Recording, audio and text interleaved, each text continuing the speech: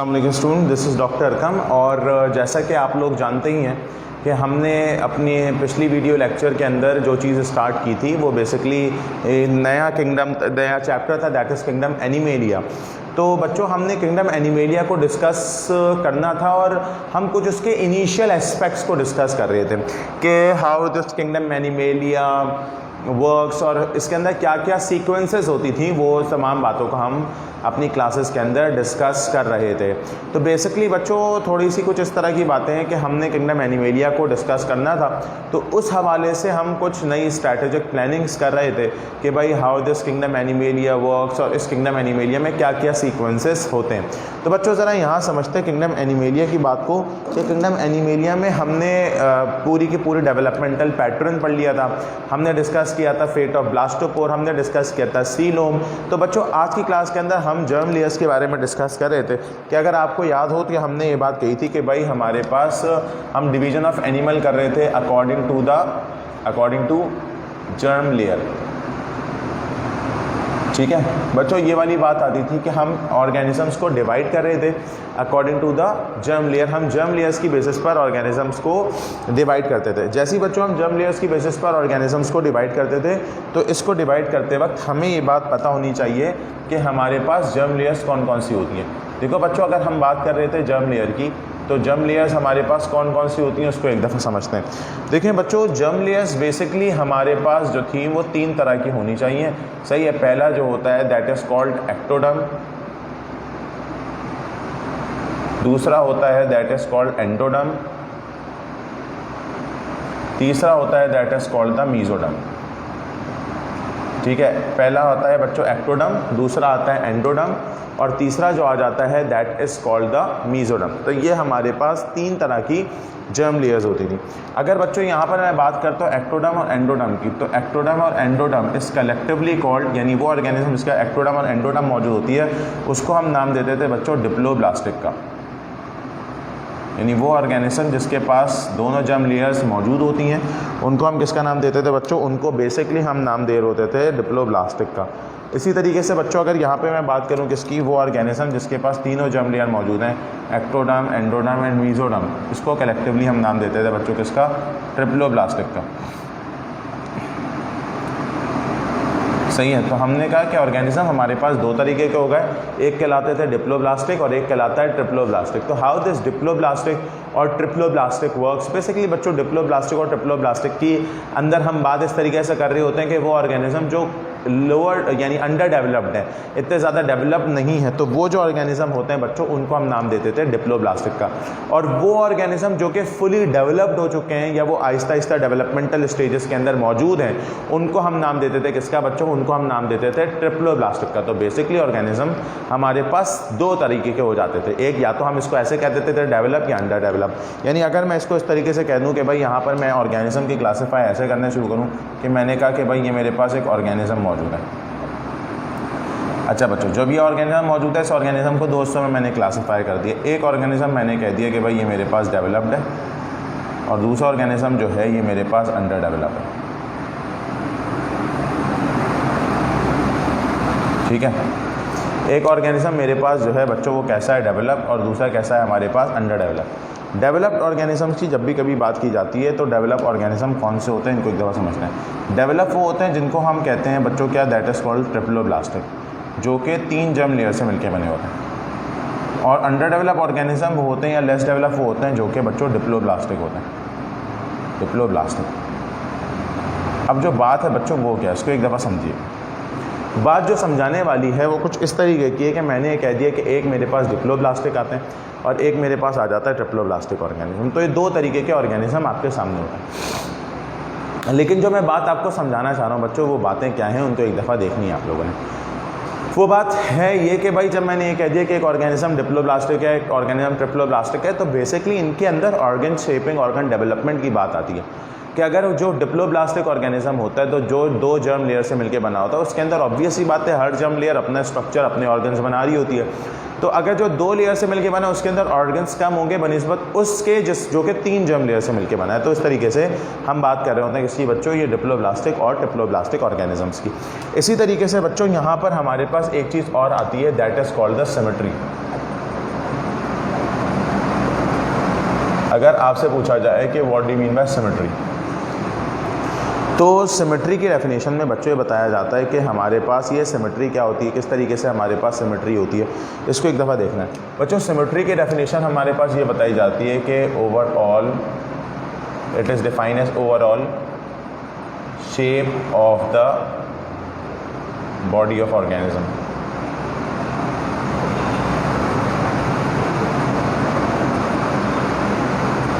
Overall shape of the body of organism, किसी भी organisms की जो बॉडी है उसकी जो शेप है उसे हम नाम देते हैं सिमेट्री, या हम कहते हैं कि भाई ये बेसिकली सिमेट्रिकल है।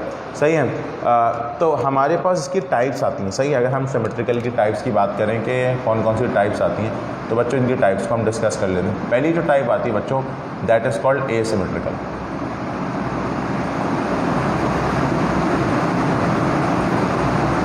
अच्छा, अब अगर यहाँ पर बात आती है एसिमेट्रिकल की, तो आपके दिमाग में भी ये पॉइंट होना चाहिए कि what do you mean bye asymmetrical. क्या होते हैं बच्चों एसिमेट्रिकल? आपके दिमाग में तो चीज़ें होंगी कि भाई सही है। अच्छा, यहाँ पर एसिमेट्रिकल की डेफिनेशन ये बताई जाती है कि वो organism that have no plane of symmetry.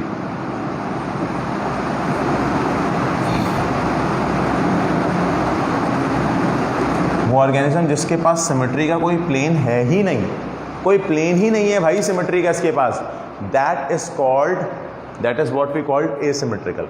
उसकी क्या कहलाई जाती है बच्चों? वो हमारे पास कहला रही होती है एसिमेट्रिकल, यानी उसकी कोई सिमेट्री है ही नहीं। सही है। उसके बाद जैसे हमने एसिमेट्रिकल की बात की, तो एसिमेट्रिकल की बात करने के बाद फिर जो सेकंड बात आती है बच्चों, वो क्या, उसको एक दफ़ा देखते हैं। जैसे ही हमने एसिमेट्रिकल की बात की, तो एसिमेट्रिकल की एग्जाम्पल में हमारे पास क्या आ जाता है बच्चों? एसिमेट्रिकल एग्जाम्पल में हमारे पास आ जाती हैं स्पंजेस। स्पंजेस जिस फाइलम से बिलोंग करते हैं बच्चों, उस फाइलम का नाम है फाइलम पॉरीफेरा। Phylum Porifera. अभी पहले ही फाइलम हम पढ़ेंगे, इसको ज़रा समझ लेंगे। ठीक है। इसको आप किसका नाम देते हैं? फाइलम पॉरीफेरा का। अच्छा, उसके बाद जब एसिमेट्रिकल की हमने बात कर ली बच्चों, फिर हमारे पास दूसरी बात आती है, that is called the radially symmetrical.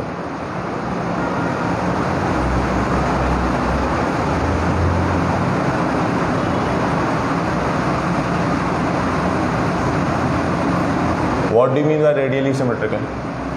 बच्चों देखो, जब भी कभी मैं रेडियली सिमेट्रिकल की बात कर रहा हूँ ना, कि what is radially symmetrical, radially symmetrical का मतलब ये होता है कि कोई भी चीज़ किसी भी एक्सेस से कट करो, दो इक्वल हाफ्स में डिवाइड हो जाए। इसका मतलब क्या है कि if any organism divide into two equal halves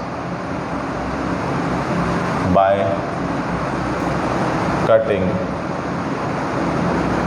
through any axis, किसी भी एक्सिस से अगर उसे कट किया जाए और वो दो इक्वल हाफ्स में डिवाइड हो जाए, किसी भी एक्सिस से अगर कट किया जाए और अगर वो दो इक्वल हाफ्स में डिवाइड हो जाए, तो उसको आप किसका नाम देते हैं बच्चों? उसको आप बेसिकली नाम दे रहे होते हैं रेडियली सिमेट्रिकल का। आपने क्या कहा? If an organism divides into two equal halves by cutting through any axis, किसी भी एक्सिस से उसे कट किया जाए और वो दो इक्वल हाफ्स में डिवाइड हो जाए। लाइक मिसाल है, इसकी एग्जांपल में हमारे पास आ जाती है बच्चों, क्या इसकी एग्जांपल में हमारे पास आ जाती है स्टारफिश। देखो बच्चों, इसको कहीं से भी कट करोगे दो इक्वल हाफ्स में डिवाइड हो जाएगी। इसके फाइलम आता है बच्चों, फाइलम इखाइनोडर्मेटा। सही, किसी भी एक्सिस से इसको कट किया जाए, दो इक्वल हाफ्स में डिवाइड हो जाए, ये हमारे पास क्या कहलाता है बच्चों? That is simply called radially symmetrical. ठीक है। और थर्ड जो चीज़ आ जाती है बच्चों, वो आती है हमारे पास bilaterally symmetrical.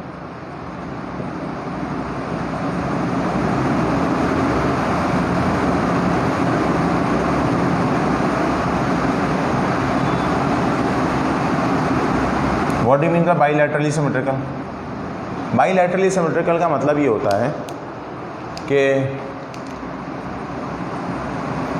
if an organism, if any organism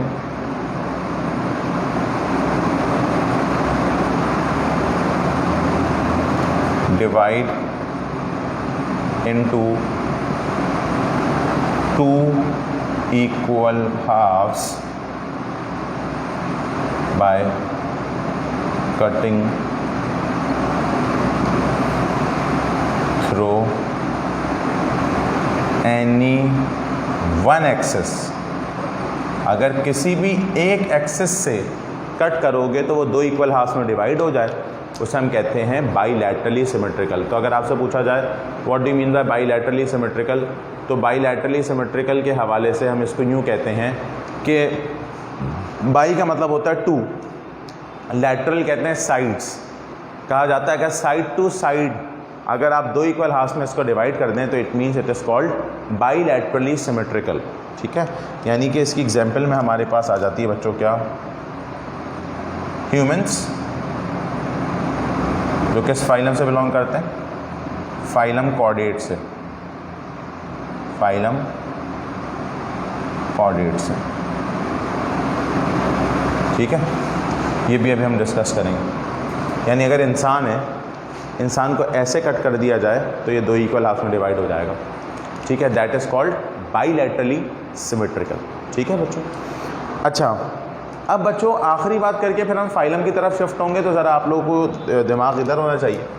हमने कहा कि हमारे पास जो ऑर्गेनिज़म है, या ऑर्गेनिज़म ना ही कहें, इसको अब आप एनिमल कहें तो ज़्यादा अच्छा है, क्योंकि हम किंगडम एनिमेलिया पढ़ रहे हैं ना बच्चों। एनिमल ना दो हिस्सों में डिवाइड होते हैं बच्चों, एक आता है वर्टिब्रेट और एक आते हैं इनवर्टिब्रेट। वर्टिब्रेट और दूसरे आ जाते हैं बच्चों क्या, इनवर्टिब्रेट। ठीक है, तो हमने दो बातें कर दी कि एक ऑर्गेनिज्म आ जाता है वर्टिब्रेट और दूसरा आ जाता है इनवर्टिब्रेट। वर्टिब्रेट का मतलब होता है जिसके पास बैकबोन मौजूद है, नोटोकॉर्ड मौजूद है, सही है। तो ये क्या कहला रहा है बच्चों, ये हमारे पास कहला रहा होता था वर्टिब्रेट। और जिसके पास नोटोकॉर्ड मौजूद नहीं होती थी उसे हम कहते थे इनवर्टिब्रेट। यानी कि बेसिकली मैंने वर्टिब्रेट के अंदर ये कह दिया कि हमारे पास में आ जाता है फाइलम कॉर्डेट। एक ही फाइलम आता है वर्टिब्रेट का, दैट इज़ फाइलम कॉर्डेट, जो कि ट्रू वर्टिब्रेट होता है। ठीक है, और इनवर्टिब्रेट्स की जहाँ तक बात आ रही है बच्चों, इनवर्टिब्रेट्स में हमारे पास आ जाते हैं फाइलम्स। मैं सिर्फ फाइलम के नेम लिखूंगा डायरेक्टली आप लोग ताकि पढ़ते जाइएगा। फाइलम पॉरीफेरा, ठीक है, फाइलम निडेरिया, ठीक है, उसके फाइलम एनिलिडा, उसके बाद फाइलम मोलस्का, उसके बाद फाइलम प्लेटीहेलमिन्थीस,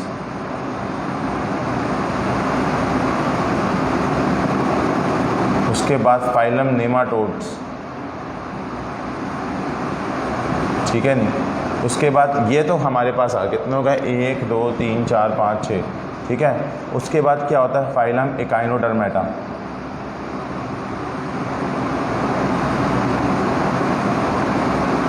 ठीक है, तो बच्चों ये जो फाइलम्स हमारे पास आते हैं, ये तमाम के तमाम फाइलम्स हमारे पास क्या होते हैं बच्चों, इन फाइलम्स को नाम ही ये दिया जाता है कि भाई ये हमारे पास क्या हैं, ये तमाम के तमाम फाइलम्स, जिसे हम किसका नाम दे रहे होते हैं बच्चों, जिसको बेसिकली हम नाम दे रहे होते हैं कि ये इनवर्टिब्रेट्स के फाइलम्स होते हैं। अच्छा, ये हो गया। 8 फाइलम्स होते हैं, आपको पता है टोटल 9 फाइलम्स हैं। 9 फाइलम्स में हमारे पास जैसे कि जो 8 फाइलम्स हैं वो इनवर्टिब्रेट्स के, एक फाइलम वर्टिब्रेट का, 1 2 3 4 5 6 7 हो रहे हैं, एक और होगा ना, इट इज़ फाइलम ऑर्थ्रोपोड।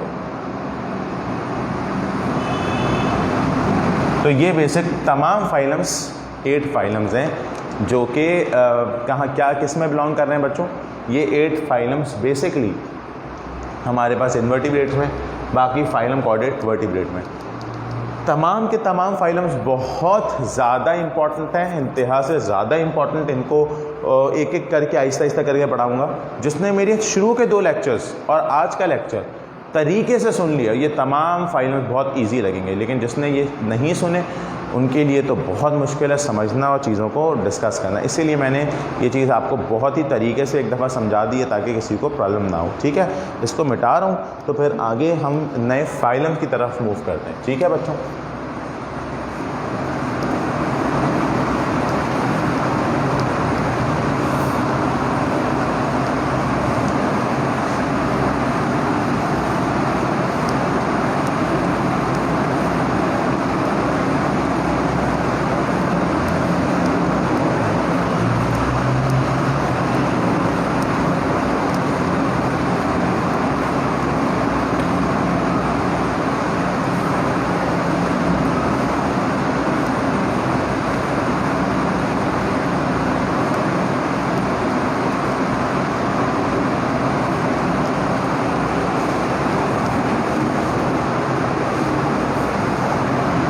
अच्छा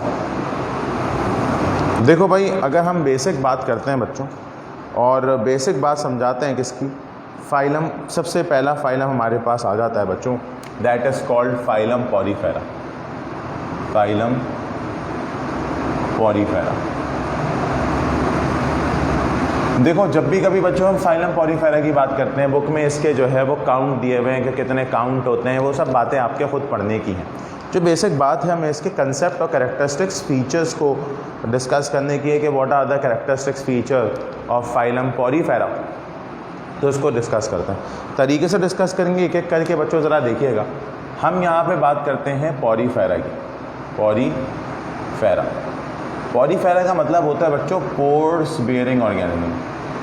पोर्स बेयरिंग ऑर्गेनिज्म, वो ऑर्गेनिज्म जिसके पास पोर्स मौजूद होते हैं, उनको किसका नाम दिया जाता है बच्चों? उनको नाम दिया जाता है फाइलम पॉरीफेरा का। ठीक है ना, वो हमारे पास क्या हो गया बच्चों, that is simply called the phylum Porifera. इस फाइलम पॉरीफेरा के हवाले से और क्या बातें आती हैं उनको एक दफ़ा देख लेते हैं। उनके बारे में कहा जाता है बच्चों कि इसकी बॉडी पे पोर्स मौजूद होते हैं, और ये जो बॉडी होती है बच्चों, आपको पता था कि ऑर्गेनिज्म दो तरह के होते थे, एक पैराज़ोआ होता था, एक यूमेटाज़ोआ होता था। इसके अंदर सेलुलर ऑर्गेनाइजेशन होती है, टिश्यू लेवल ऑर्गेनाइजेशन नहीं होती है। आपने कहा body made up of cells, lack tissues नहीं होते। ठीक है, अब बेसिकली होता क्या है बच्चों के, ये तो बेसिकली हमारे पास पॉरीफेरा की जनरल बात आ रही है। ठीक है ना, अब अगर इनके अंदर आप सेल्स की बात करें तो बेसिकली सेल्स किस तरीके से होता है वो तो मैं आपको बताता हूँ, लेकिन बेसिक जिसमें मैंने नाम दिए कि पोर्स बेयरिंग, तो इसके पास बच्चों जो पोर्स होते हैं ना वो दो तरीके से होते हैं। एक पोर्स जो होता है दैट इज़ कॉल्ड द, पहला पोर जो होता है बच्चों दैट इज़ कॉल्ड ऑस्टिया। दूसरा जो पोर होता है दैट इज़ कॉल्ड ऑस्क्यूलम। देखो याद रखिएगा, ऑस्टिया वर्ड छोटा है, ऑस्क्यूलम वर्ड बड़ा है। तो ऑस्टिया वर्ड छोटा है ना, तो उसका मतलब ये है स्मॉल। ऑस्क्यूलम में वर्ड यानी अल्फ़ाबेट्स ज़्यादा हैं, तो ऑस्क्यूलम बड़ा वर्ड है, तो दैट इज़ लार्ज।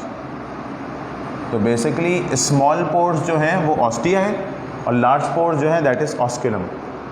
तो जो स्मॉल पोर्स होते हैं बच्चों दैट इज़ कॉल्ड द, इसको बेसिकली ये बात समझ में आनी चाहिए आपको।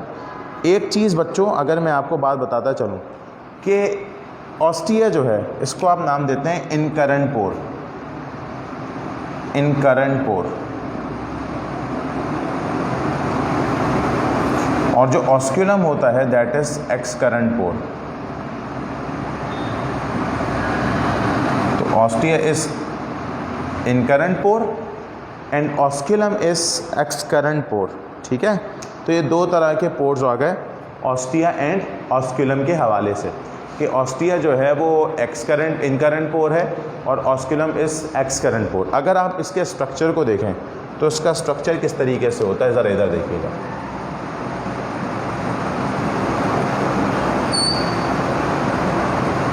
देखो इस तरीके का तो स्ट्रक्चर होता है, यानी कि ये जो बड़ा वाला पोर है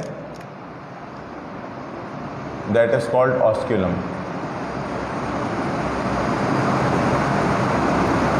सही। और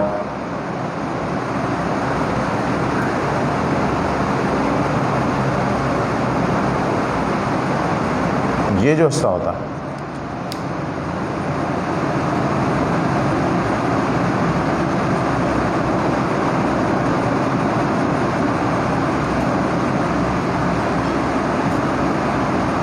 ये देखें, ये स्मॉल पोर्स होता है। अच्छा, ह्यूमन एरर यानी मेरे साथ एरर आया ये कि मैंने कुछ छोटे बना दिए, कुछ बड़े बना दिए। बट ये याद रखिएगा बच्चों कि ये जो है ना, ये किधर भी बना दो तो ज़्यादा अच्छा लगेगा। These are the incurrent pores. यहाँ से फ्लूइड अंदर आएगा। बच्चों बेसिकली ये रहते हैं पानी में, टोटली एक्वेटिक एनिमल है, ठीक है ना। फिर अंदर आता है तो आपने कह दिया कि water moves inside the body through ostia and remove through osculum. तो ये चक्कर होता है, सही है बच्चों। तो एंटर किससे हो रहा है? ऑस्टिया से। और रिमूव किससे होता है बच्चों? ऑस्क्यूलम से। अंदर जो यहाँ पर सिस्टम मौजूद होता है, सिस्टम जो मौजूद होता है, उस सिस्टम को नाम दिया जाता है water vascular system. Water vascular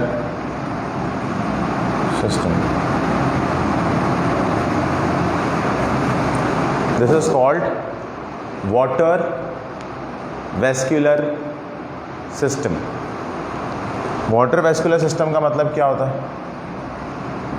water vascular system का मतलब ये होता है कि एक सिस्टम अंदर होता है जिसको आप नाम दे रहे होते हैं वाटर वेस्कुलर सिस्टम का। अच्छा बच्चों, मैंने आपको यहाँ पे एक बात बताई थी कि इसके अंदर कुछ सेल्स मौजूद होते हैं, ठीक है। इनके जो सेल्स होते हैं बच्चों, वो होते हैं 3 तरह के। एक होता है that is called pinacocyte. Pinacocyte. दूसरा होता है बच्चों पोरोसाइट। तीसरा होता है क्वेनोसाइट, ठीक है। तो ये हमने सारे नाम दिए, पिनेकोसाइट, पोरोसाइट, क्वेनोसाइट्स। यहाँ बताया जाता है कि पिनेकोसाइट्स क्या करता है? It forms the epidermis. It forms the epidermis, यानी एपिडर्मिस बनाता है। What do you mean bye epidermis बच्चों? एपिडर्मिस जो होती है ना, कवरिंग होती है external, is an internal covering basically. Epidermis वो होती है, ठीक है। तो ये एपिडर्मिस बना रहा होता है, that is simply called the pinacocytes forming the epidermis. Porocytes क्या होते हैं बच्चों? पोरोसाइट्स आपको पता है, फॉर्म द बॉडी पोर्स। क्योंकि देखें, आपके सामने एक चीज़ मैंने रख दी है कि यहाँ पर कोई सेल टिश्यूज़ की तो बात ही नहीं है, ठीक है। यहाँ पर बेसिकली क्या है, यहाँ पर सेल्स ही सारे काम कर रहे हैं। Pinacocytes, porocytes. अब जैसे क्वेनोसाइट्स है ना, ये क्या करता है बच्चों? ये basically form the flagellated cell.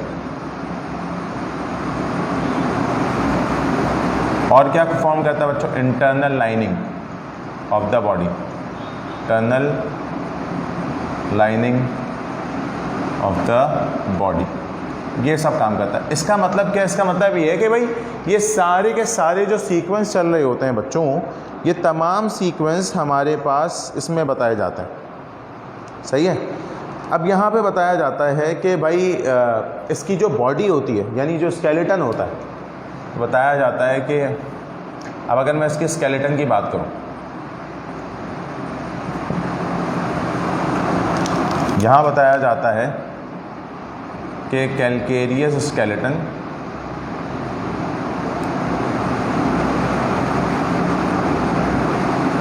Made up of,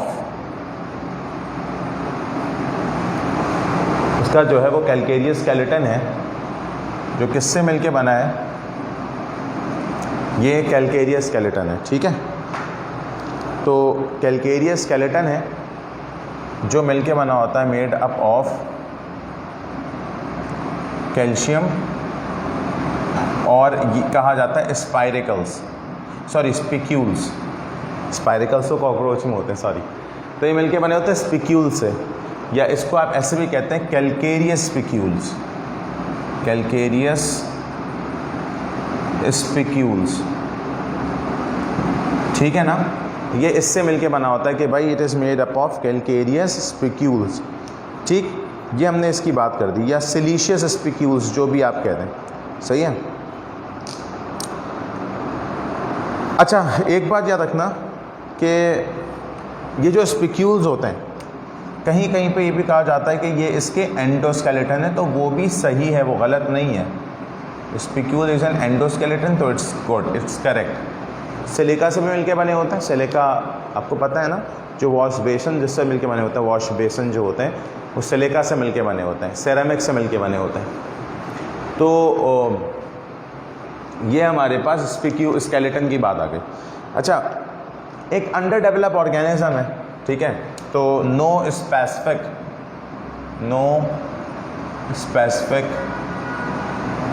structure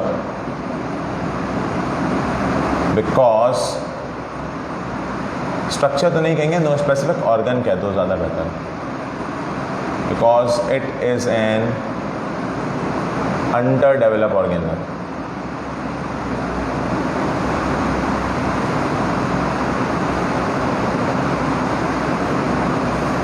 it is an under develop organism. What do you mean by under develop? इतने ज़्यादा डेवलप्ड हुए ही नहीं है अभी तक भाई, इतना डेवलप तो हुए ही नहीं है।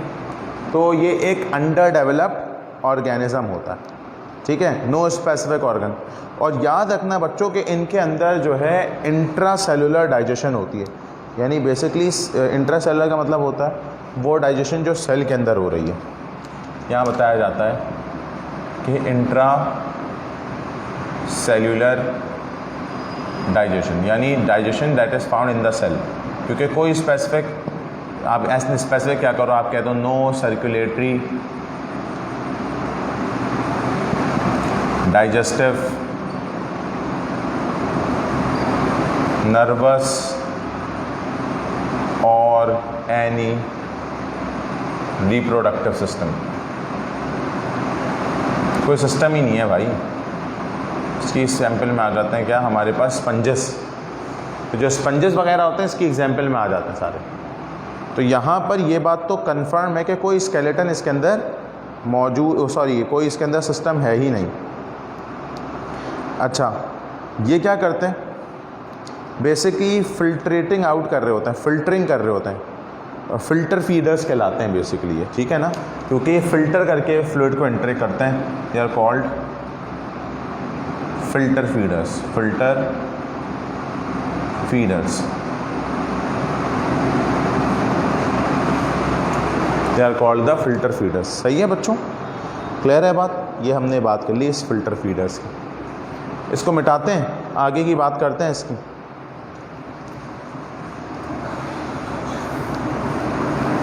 बच्चों बुक रीडिंग बहुत ज़रूरी है, बार बार मैं हर लेक्चर में अपने कहता हूँ, जितनी ज़्यादा बुक रीडिंग करेंगे उतना ज़्यादा आपका जो है वो फ़ायदा है, और हर चीज़ क्लियर हो जाएगी, हर चीज़। बुक को पढ़ना ज़रूरी है, अपनी टेक्स्ट बुक को, क्योंकि आपकी ये टेक्स्ट बुक ही जो सब कुछ है आपके लिए, और होनी भी यही चाहिए।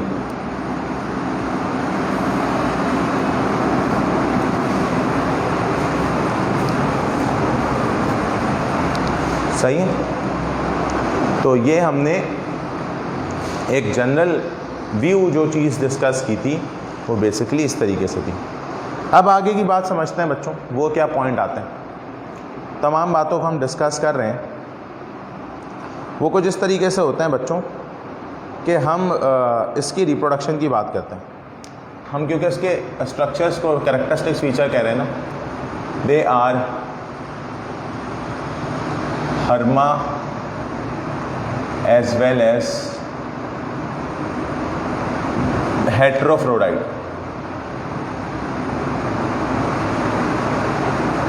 देखो भाई, पहली बात तो ये कि पहले मैं आपको बताता चलूँ कि हर्मा और हेट्रोफ्रोडाइट्स होते क्या हैं। एक चीज़ याद रखना, हर्माफ्रोडाइट, इसका मतलब होता है herma means same sexes in a single body, यानी आपने कह दिया both sexes in a single body, that are called hermaphrodite. या इसको ऐसा भी कहते हैं, दैट इज कॉल्ड बाइसेक्सुअल।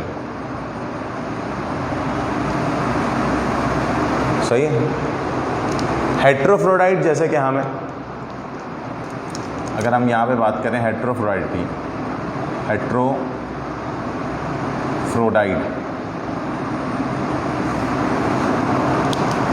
तो आप कहते हैं sexes are found in different body। Sexes जो है वो डिफरेंट बॉडी के अंदर पाए जाते हैं, they are called unisexual.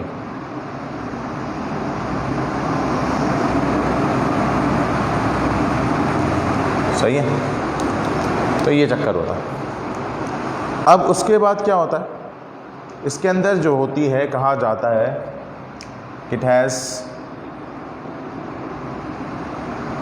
Both type of reproduction, both type of reproduction होती है, यानी कि sexual as well as asexual, दोनों तरह की।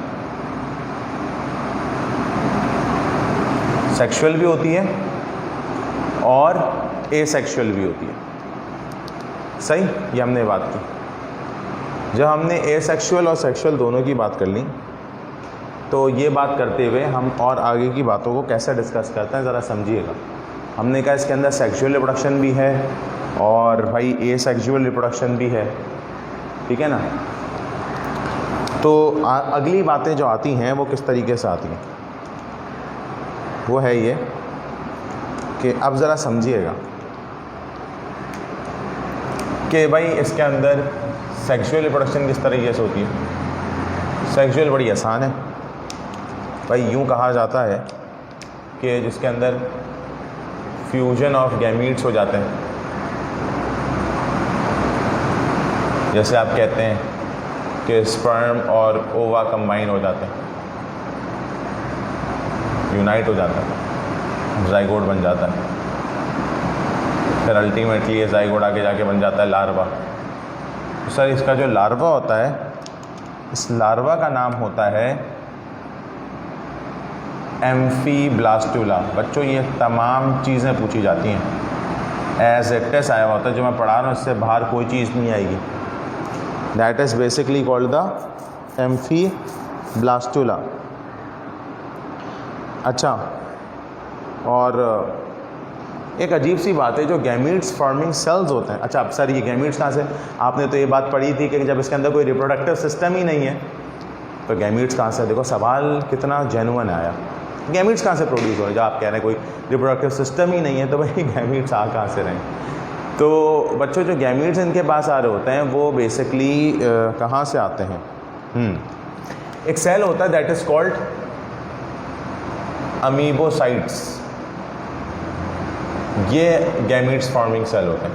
These are called gamete forming cell, these are called the gamete forming cell. ठीक है बच्चों, ये हमारे पास गैमीट फॉर्मिंग सेल्स होते हैं। और जब अगर अब यहाँ पे बात करते हैं एसेक्सुअल रिप्रोडक्शन की, एसेक्सुअल रिप्रोडक्शन में बेसिकली इनके अंदर एक तरह की रिप्रोडक्शन होती है जो बडिंग के ज़रिए होती है, या फिर एक चीज़ होती है that is called gemmule formation. Gemmule formation एक तरह का स्पोर होता है जो फॉर्म होता है और फिर आगे जाके ये नए इंडिविजुअल में कन्वर्ट हो जाता है। फिर भी सारी बातों के बाद ये बात कही जाती है कि इनकी जो फर्टिलाइजेशन होती है, फर्टिलाइजेशन इज़ इंटरनल फर्टिलाइजेशन होती है बच्चों में। क्लियर है यहाँ तक बात? They have internal fertilisation. अच्छा, बेसिकली एक बात याद रखना कि इसके अंदर जो कहीं कहीं पे ये कहा जाता है कि हमने एक, यूँ समझ लो कि हमने वाटर वेस्कुलर सिस्टम कहा था, हमें पता था इसके अंदर वाटर वेस्कुलर सिस्टम होता है, सही है, वाटर वेस्कुलर सिस्टम। अब जब बच्चों इसके अंदर वाटर वेस्कुलर सिस्टम मौजूद है तो इस वाटर वेस्कुलर सिस्टम के हवाले से एक पॉइंट मैं आपके सामने रख रहा हूँ, ज़रा समझिएगा। वो पॉइंट ऐसा होता है भाई कि इस वाटर वेस्कुलर सिस्टम के ज़रिए इनकी बनती है बॉडी कैविटी।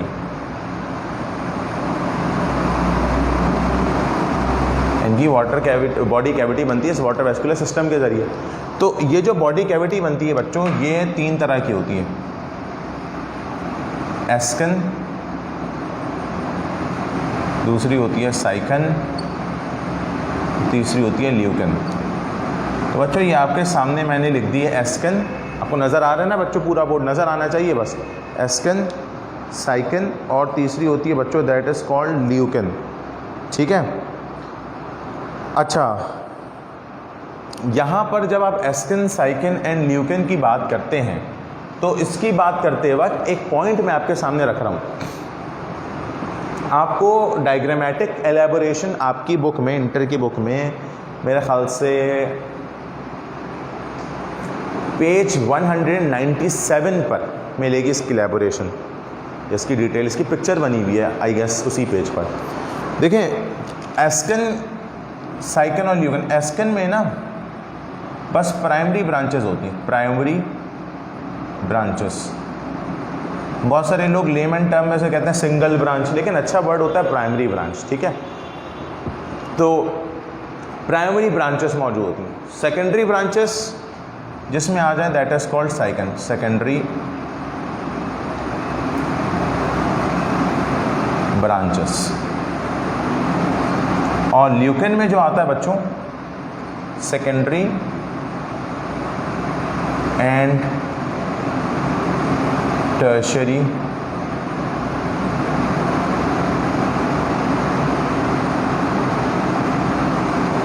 ब्रांचेस, ये 3 आती हैं, एस्कन, साइकन एंड ल्यूकन।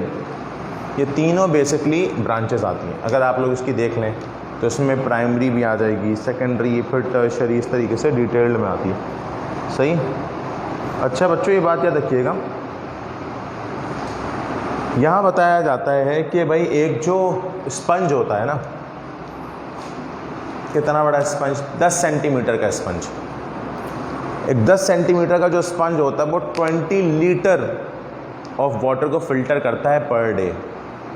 इसका मतलब क्या होता है कि एक 20 लीटर को फिल्टर करने के लिए जिस स्पंज की ज़रूरत है वो 10 सेंटीमीटर का होगा। 10 सेंटीमीटर कितना, इतना होगा, इतना, इससे भी छोटा, तो 10 सेंटीमीटर का, मीटर नहीं बोला, सेंटीमीटर बोला। ठीक है, this is simple called the body cavity. तो बॉडी कैविटी का स्ट्रक्चर इसी तरीके से भाई हमें बताया जाता है। उसके बाद हमारे पास अक्सर इसकी फिर क्या आती हैं बच्चों, इसकी जो है वो फिर इसकी अब क्या होता है फाइलम के बाद क्लासेस। अब बच्चों अगर मैं इसकी क्लासेस की बात करूं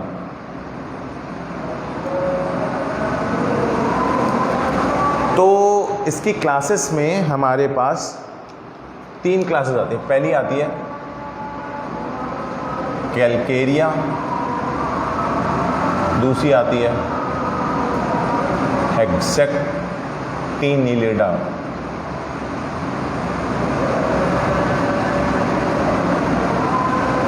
तीसरी आती है डीमोस्पोंजिया।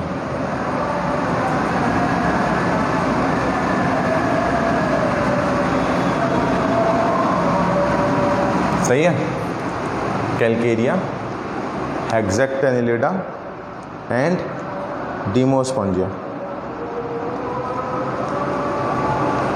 अच्छा, कैलकेरिया में अकॉर्डिंग टू स्केलेटन डिवाइड किया है ना, इन क्लासेस के अंदर। इसका जो स्केलेटन मिलके बना होता है made up of calcium carbonate, hexactinellida का सिलिका से, और डिमोस्पॉन्जिया का स्पॉन्जन फाइबर्स कुछ होते हैं। ये क्या होते हैं भी आप छोड़ दें, बस याद रख लीजिएगा, दीज आर द स्पॉन्जन फाइबर्स। इनसे मिलके बने होते हैं हमारे पास ये सारे। ठीक है बच्चों, ये आ गया सारा। एग्जाम्पल भी देख लें, कहीं पेपर में पूछ लें तो इसकी एग्जाम्पल आ जाती है भाई एस्कन साइकन, इसकी एग्जाम्पल आ जाती है यूप्लेक्टिला, TELL, स्पेलिंग देख लीजिएगा बच्चों बुक से। और इसकी एग्जाम्पल में आ जाती है स्पंजोलिन, भूल गया मैं भाई, देख लीजिएगा। डिमोस्पॉन्जिया की एग्जाम्पल आ जाती है किसकी, स्पॉन्जोलिन आती है, बल्कि स्पॉन्जोलिन नहीं, स्पॉन्जेला। ये ना सब MCQs में पूछे जा सकते हैं, इसीलिए मैं आपको ये सब बता रहा हूँ। आप लोग सामने सामने होते हैं ना बच्चे, तो फिर मज़ा भी आता है, ताकि सारी चीज़ें एग्जैक्ट कुछ जैसी चीज़ें भी होती हैं स्किप हो जाती हैं माइंड से। ठीक है तो बच्चों 1 मिनट इसको लिखिए, मैं 1 मिनट आपको दे रहा हूँ, ज़रा लिख लीजिए। मैं रोक नहीं रहा वीडियो, बिकॉज रुकेगी तो ये स्किप हो जाएगी। मुझे एक बात बोल के आनी थी, बस आप लोग इसको जब तक कॉपी 1 मिनट।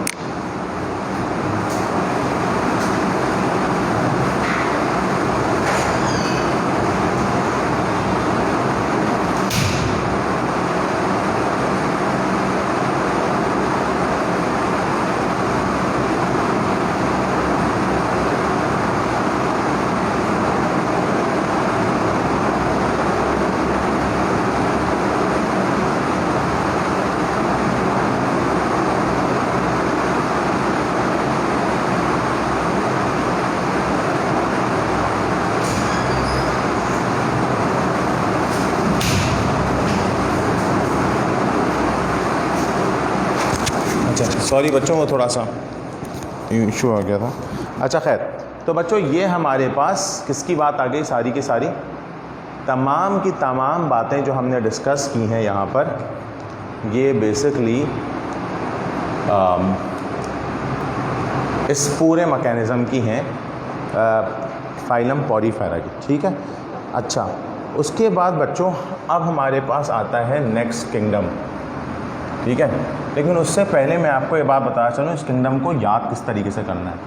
देखें, आप लोगों ने शुरू के मेरे लेक्चर्स देखे, उन लेक्चर्स में मैंने चंद बातें आपके साथ शेयर की। वो बातें जो बच्चों मैंने आपके साथ शेयर की, वो कैसे शेयर की, वो कुछ इस तरह से शेयर की कि मैंने चंद चीज़ें आपको बताई कि भाई ये तमाम बातें हैं, इन पे आपने फोकस करना है और इनको पढ़ना है।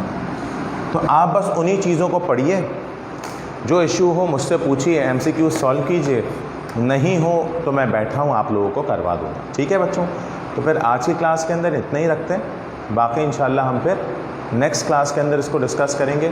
लेकिन याद रहें बच्चों, कोई चीज़ समझ नहीं आ रही, किसी चीज़ में इशू आ रहा है, कोई मसला आ रहा है, तो you people are just free to ask, आप पूछ सकते हैं। कोई भी बात हो, कोई भी इशू हो, तो मैं आपके साथ इंशाल्लाह ताला लिंक में हूँ। और जिन बच्चों के मेरे मैसेज आते हैं और जिनको जवाब दे देता हूँ, सो के नहीं देता, तो उनके लिए आई एम रियली सॉरी। मैं कोशिश पूरी करूँगा कि आप लोगों को जवाब दे दूँ। ठीक है बच्चों, थैंक यू सो मच।